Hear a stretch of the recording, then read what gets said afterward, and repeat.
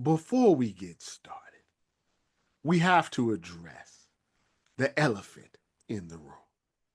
Mel Kiper Jr., who said that if Jimmy Clausen wasn't a star quarterback by 8 years in the league, that he would retire. Mel, it's been 15 years. When are you going to be a man of your word? I say all that to let you know there's no such thing as a draft expert. Shout out to Mel for creating an industry that didn't exist, before him.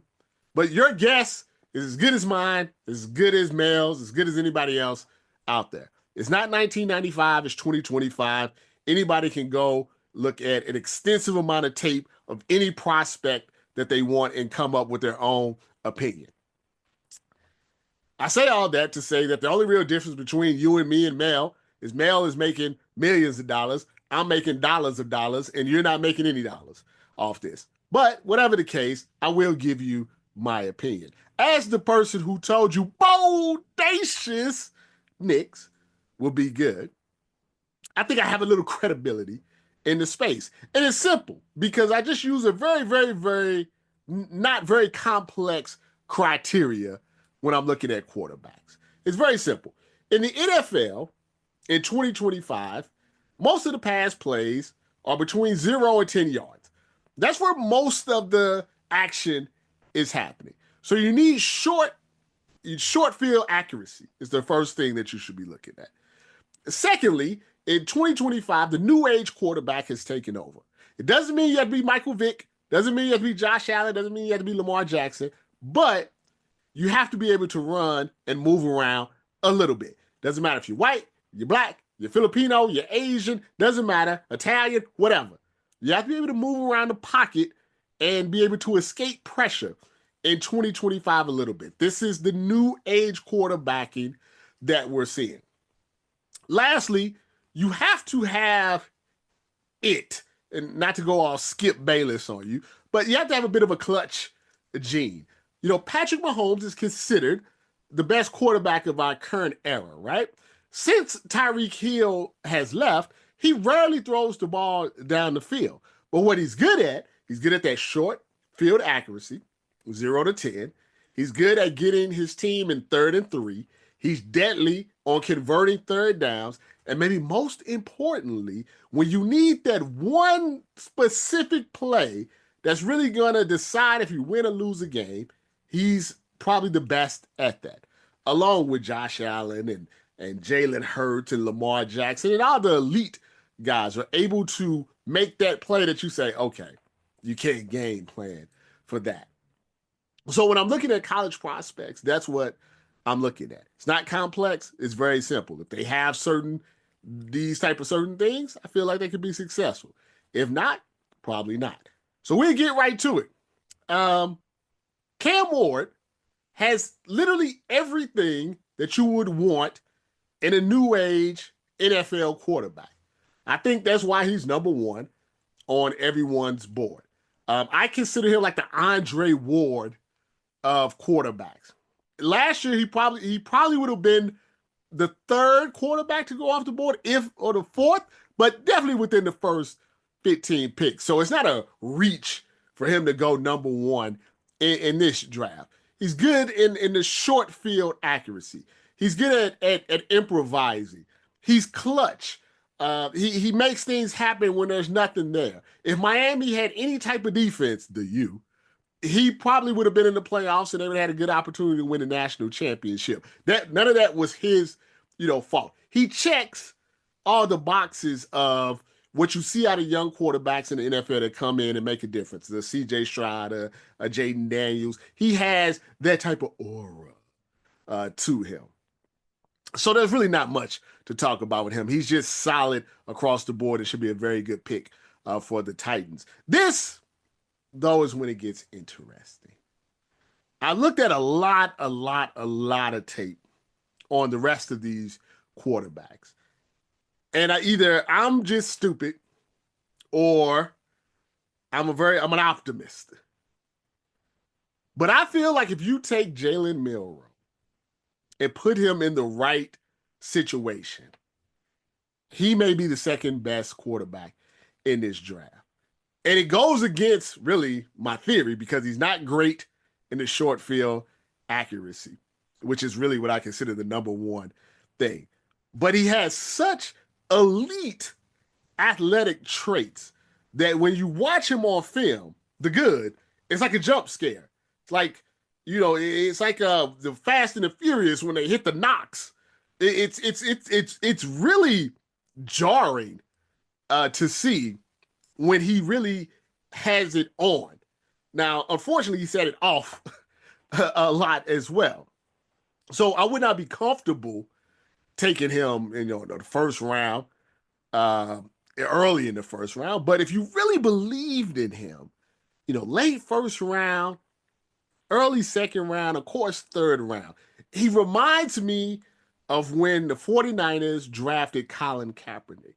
If you remember, this is Colin Kaepernick, kiss your bicep Colin Kaepernick, not, the other Colin Kaepernick. If you remember, the first year, they didn't play him. He didn't. I think Alex Smith was the starter, and Harbaugh would put him in packages and kind of let him get a feel. And he had that first year where he had some packages, he had some success, and then I guess when they felt he was ready, unleashed them in the second year. And then we know where we go, from there. I feel under the right situation, if Milroe has what it takes, he wants to put in the work. I just think if you get him under the right guys and you give him a year, you don't treat him like Anthony Richardson, man, you're gonna have a diamond, in the rough. Now, that's just my opinion. I know other people think he's just terrible and it can change. But listen, I watched Josh Allen for the first 2 years. Basically, anytime he threw a 5-yard out, it went 10 yards out of bounds. So it can be fixed just with the right organization. Obviously, the most polarizing quarterback in this draft is Shedeur Sanders. The perfect timing, and everything. It's interesting. They stereotype Shedeur as flashy and he's arrogant and cocky and all of this stuff. But the tape shows a tough, gritty, willing to put his body on the line quarterback. He's a difficult guy to evaluate because Colorado's offensive line for the last 2 years is some of the worst offensive line play that I've seen from a Power 5 school. And as I'm watching Shedeur, I keep thinking to myself, if he was on Georgia, if he was on Ohio State, if he was on any team that had a semblance of a running game, they didn't even have 1,000-yard, rushing combined, no running game, at all. Would we be talking about him as the number one pick if he was just on a better team? Because he took a beating, and there were times where he dropped back, and it just turnstile. It was less security than a 1990s rap concert. It just no security, and he was seeing ghosts at times, rightfully so. When he had a clean pocket, which wasn't often, he was very good. The fact that he only had 10 interceptions last year is a bit of a miracle, considering they didn't have a running game, and really it was the way his line played. You can't your quarterback has to be tough. He has to be a man. He has to be able to take hits and get up and keep on trucking. And if you're looking for toughness, even though you're thinking Deion Sanders, he's one of the toughest quarterbacks that I saw in this draft. His arm strength is not like great, but it's good enough. Like I said, most of passes are between 0 and 10. He does make things happen with his legs. He's not a great, athlete, but he can avoid some things and he keeps his eyes downfield. A lot reminds me a bit of C.J. Stroud, who, was not a great runner, but can move around enough and make things happen with his legs to extend, plays. One thing that he does that I think will be corrected just simply by having a better offensive line is when he's rushed, he tends to fade backwards. And when you fade backwards, you end up taking bigger sacks, longer sacks, putting your team in worse down and distance situations. This is something that great quarterbacks kind of avoid. When they do take sacks, it's in the pocket. So, you only, instead of losing 15 yards, 10 yards, you're only losing 2, 3 yards. I think that's a product of his bad offensive line. I think, it's a gift and a curse being Deion Sanders' son. I think if his name was just, Shador Johnson, he would be looked at in the late first round, early second round. I think I think for Shador, the location is so much more important than the number. He doesn't want to go somewhere where they don't have a running game, they have a bad offensive line, the wide receivers are trash. It just won't work out, I don't think, well for him. But if he gets in a solid situation, because he's been coached by some of the best, his dad's one of the best players of all time, and Tom Brady's mentored him. If he goes to the right place, I think he would be successful. If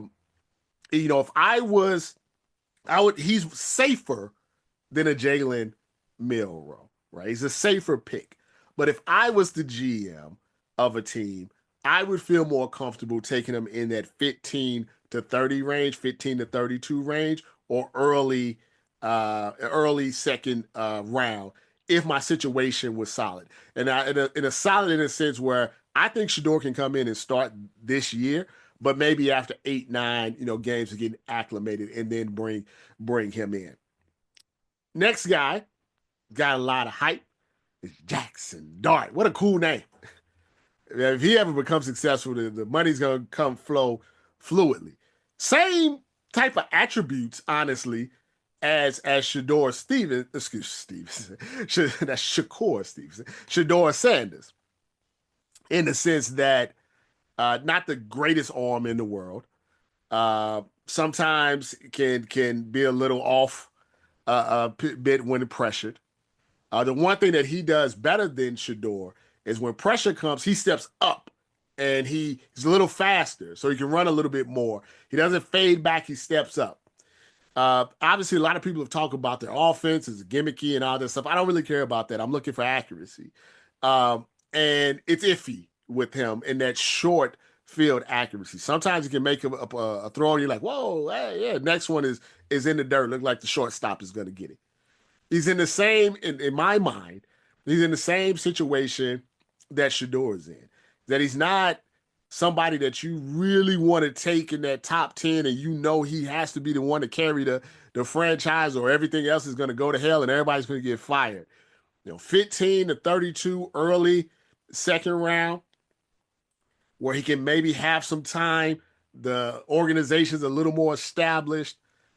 That's the same thing he needs to go to. So I think those two, Shador and Jackson, I like Shador a little bit better only because he had no running game and no line and still put up similar numbers, if not better, than Dart. But I feel like they're both in the kind of the same situation where they need to fall back a little bit to get into a better organization to give them a better chance to play their game. They need a little bit more. They're just not going to go in there like a Lamar Jackson. They're not just going to go in there and just change it overnight. If the right things are in place, I think they would be good quarterbacks. Then you have this trifecta of Kyle McCord, Will Howard, Quinn Ewers. White guys. White guys with a little bit of, I guess they all went to Ohio State. That's one thing. Bigger guys can move a little bit. System type of quarterbacks. Just where do they all fit in? If I had to rank them, I would rank healthy Quinn Ewers first. Will Howard second. And then Kyle, McCord. These are the type of guys that, their ceiling may be Derek Carr, where they can maybe find a location, make a lot of money, and not necessarily be that great. That's another thing when you talk about, you got to be careful when you talk about stats. Quarterbacks can accumulate a lot of stats. It doesn't mean that they're good. They have to have the it factor. I would say the two things that I think Ewers and Howard do have is playing at Ohio State, playing at Texas. You know, that's harder than playing against the Jacksonville Jaguars. You understand what I'm saying? Will Howard's four playoff games and yours three playoff games or four playoff games that he played in, playing in the SEC, playing in the Big Ten, you know, that's a little tougher than playing the Minnesota Vikings on a Sunday afternoon. I'm just being honest. So they shouldn't be overwhelmed by what's going on. But I think if Quentin Ewers is healthy, which he's never been, I think he has a Kirk Cousinish shot.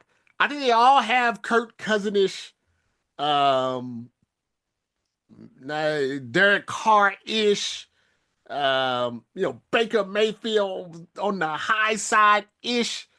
If they get into the Geno Eugene Smith ish, they get into the right situation.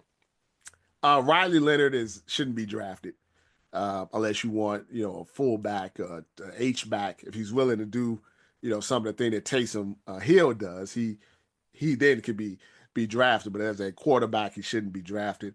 And then there's the kid out of I guess Louisville that's been in school for like 17 years, 7 years. Was it Shaq? Shaq. Um, is that spelled check? Hold on, let me see what it is. Yeah, Tyler Shuck. People was saying, "What do you think about Tyler Shuck? What do you think about Tyler Shuck?" Well, you know, I read his story. Uh, Very interesting story. The brother's been through a lot of stuff on the field, off the field, injuries. He's dealt with some personal things. 7 years, multiple schools in college. I think he's gonna be 26 by the time the season starts. Seems like a likable kid. I watched the tape. There's nothing.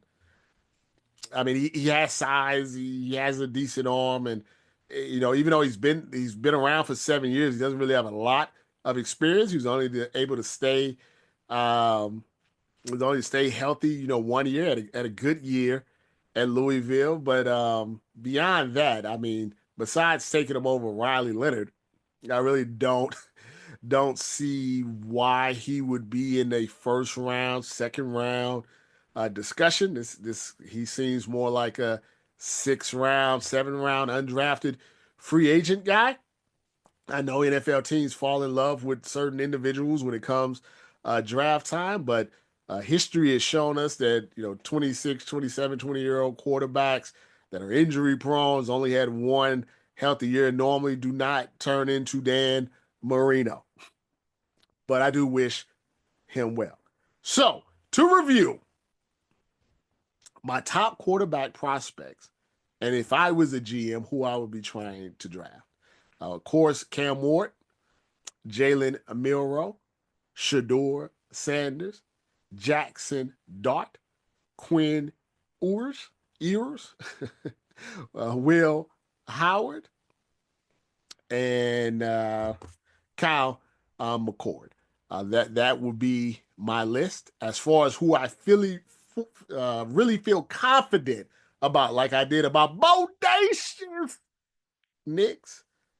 Besides Cam Ward, I don't really feel confident to make a strong prediction of who will be successful in the NFL. The strongest thing that I can say is that, man, if you can get Jalen Milroe in the right situation and just I'm telling you, if you look at the tape and you can just get that footwork down, get that short field passing down, create an offense around him, give him full support, you might have some.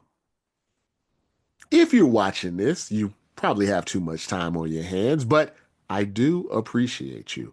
If you can do me a favor, if you can subscribe to our YouTube channel, BSO TV, and our podcast, The Headline King with Robert Littal, and Facts Not Feelings with Robert Littal on all of your podcasting spaces, I would really appreciate that. We're doing daily weekly videos, insider information, things that you won't be able to get on the website. So please subscribe to these spaces, and therefore you get to see my lovely face on a daily basis.